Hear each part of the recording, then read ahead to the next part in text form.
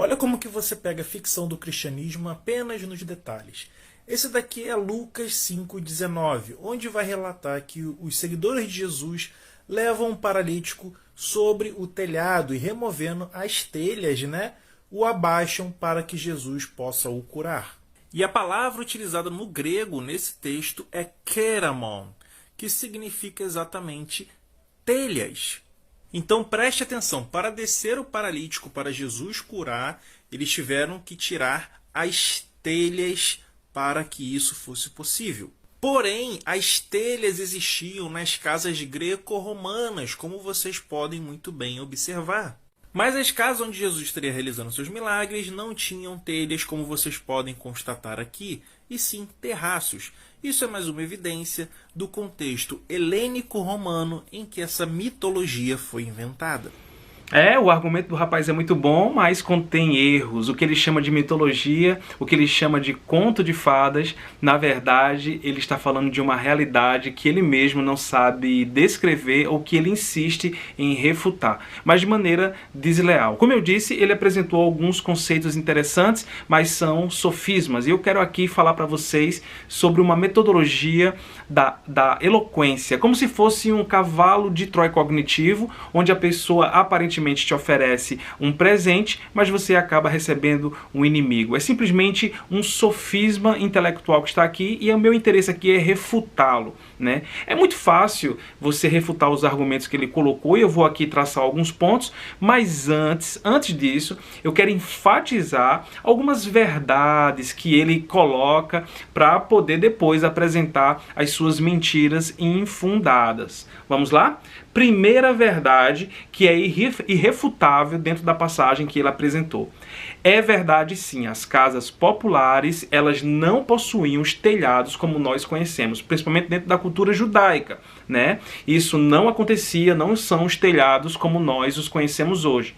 Segunda verdade. A parte de cima das casas populares, elas possuíam um tipo de terraço. Às vezes, essas eram áreas em que as pessoas dormiam a céu aberto. Terceira verdade dentro dessa passagem. Esses terraços, eles eram acessados pelo lado de fora da casa.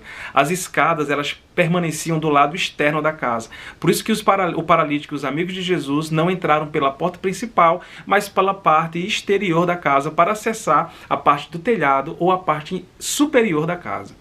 Agora, é muito interessante a gente observar que não teremos bagagem para refutar o colega se nós não tivermos um conhecimento da questão linguística das Escrituras. Vale ressaltar que parte do Novo Testamento, na sua maioria, foi escrita no grego koiné. As palavras no grego elas podem sofrer variações de acordo com a peculiaridade dos seus significados.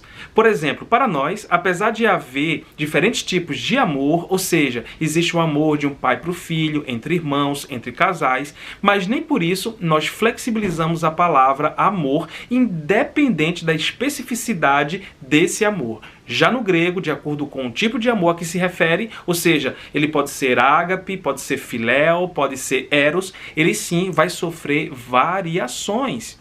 Essas são riquezas literárias que são peculiares de acordo com o idioma. Mas nesse caso específico, em relação à passagem bíblica que o colega apresenta, mais de 70% das traduções bíblicas sequer mencionam a palavra telha.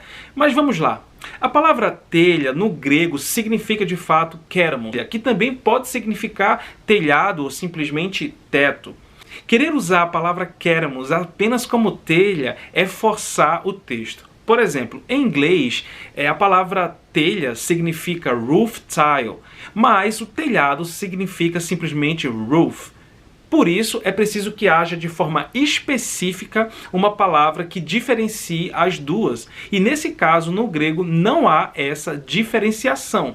Quando se refere à palavra keramos, ele está simplesmente apontando para o telhado da casa ou a parte de cima da casa. Não, meus caros, nesse caso, nós não temos um caso ainda de contradição bíblica. A contradição que ele coloca, ela não é plausível e não passa. Seus argumentos são bons, mas a verdade é infundada. Em Marcos, capítulo 2, versículo 4, está escrito: não podendo levá-lo até Jesus, por causa da multidão, removeram parte da cobertura do lugar onde Jesus estava. Ou seja, a parte da cobertura foi removida. Na minha tradução, não cita sequer a palavra telha. Vamos lá para o Evangelho de Lucas. No Evangelho de Lucas, capítulo 5, versículo 19, está escrito: não conseguindo fazer isso por causa da multidão, ou seja, eles tentaram entrar pela porta principal da casa, mas a multidão não permitia. E como já vimos, havia uma escada na parte exterior da casa que dava acesso ao telhado. Voltando ao texto. Não conseguindo fazer isso por causa da multidão, subiram ao terraço e o baixaram em sua maca, através de uma abertura até o meio da multidão, bem em frente de Jesus. Ainda no Evangelho de Lucas, você não encontra em nenhum momento a palavra telha. Como eu tinha mencionado antes, a palavra específica telha é encontrada na minoria das traduções bíblicas. E ainda assim, quando encontramos a palavra telha em algumas poucas traduções, isso não anula a veracidade da sua narração, principalmente porque existe um fenômeno literário chamado anacronismo, que é quando nós fazemos menção de algo conceitual fora do tempo a que se refere. Por exemplo, você vai encontrar passagens bíblicas em que o autor narra uma parte da roupa dos judeus das suas épocas como túnica.